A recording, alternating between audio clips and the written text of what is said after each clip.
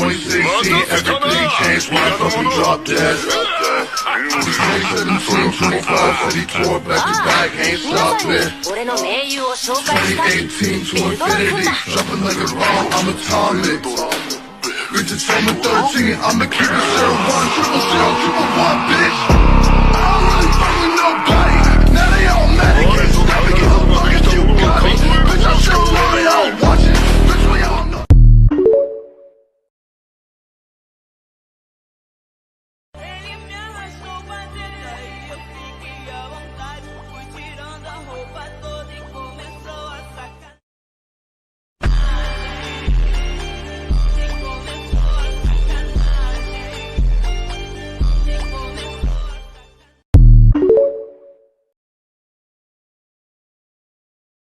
Did you know? Veldora Tempest struggles with suppressing his immense magicules due to his extraordinary power. This constant suppression is exhausting for him and poses a significant challenge. If Veldora were unable to suppress his aura and accidentally released it on Tempest, the consequences would be catastrophic. His immense power would have dire effects on the surroundings, turning the area into a land of death.